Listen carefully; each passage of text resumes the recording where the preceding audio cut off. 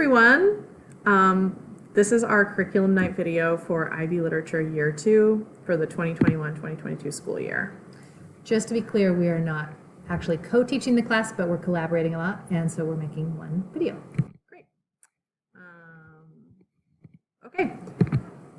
Here we go. I'm Emily Bedard. I teach IB Lit 12, periods 1 and 5, and here's my email on the screen. That's a really great way to get in touch with me. I respond all the time, but not at night and weekends, so go ahead and use that. Great. My name is Laura Turner, and I'm teaching the second and fourth period sections of IB Lit. My email address is also down below. I also respond pretty quickly, but also not really on evenings and weekends, but you can obviously message us at that time and we'll get back to you as soon as we can. We're going to talk a little bit about the curriculum that we're covering in class this year. So this is our list of texts that we're doing. We started with 4 essays by Zadie Smith that she wrote right in the beginning of what is now a much longer pandemic.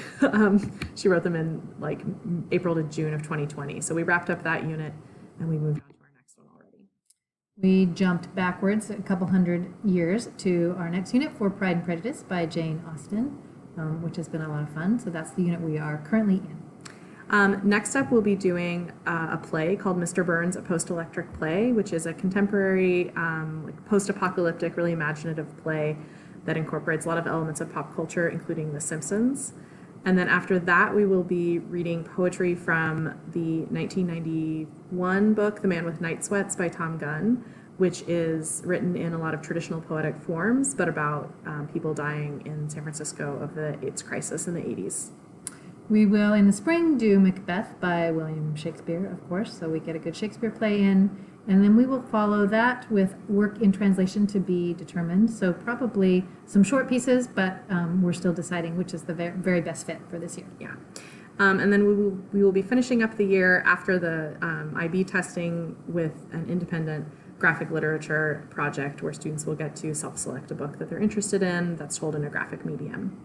There is also some test prep woven in, which I alluded to earlier, and we'll talk about assessments next. Okay, unit assessments. So the way the course is structured is that for each of the units, there is a major analytical essay, and then there's also a creative assignment or oral presentation that complements the analytical work. So students will have the opportunity to do deep literary analysis and then also some creative work alongside. And then one of the things that this course is leading to, especially in the first semester, is one of the major IB assessments for the course, the literary essay. We'll be working on this essay mostly in February and early March, so right at the beginning of second semester.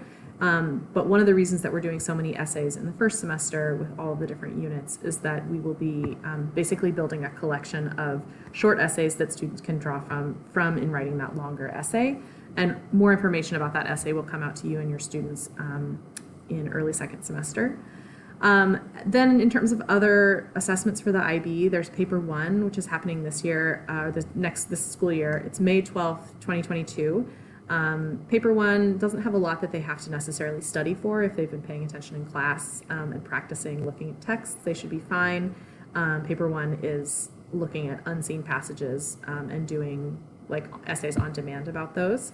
Normally we would also be having a paper 2, but that has been canceled because of COVID. So the only 2 big IB assessments this year are the literary essay and paper 1, and then that will combine with the individual oral that students did last year for their overall IB grade if they're testing. We also have students in this class that are not testing for the IB, that haven't paid the IB money to get that credit and are just in the class. And we're really happy to have all students in this class regardless of why they took it. Every student will be doing the literary essay because that's going to be woven in as a class grade, and then there will be some sort of like sample or some work towards paper 1 that we'll be doing, and that's just useful on-demand writing, which is a useful skill that they'll encounter in college. So everyone will be doing all parts of this. All right, assignments are chiefly located on Schoology, and we do a lot of work in OneNote, and we'll also... Yeah, since we're back in school, we are doing some things on real paper, just like the olden days, but most things, especially if students are experiencing an extended absence, most things that are done for a grade are going to be through Schoology or OneNote.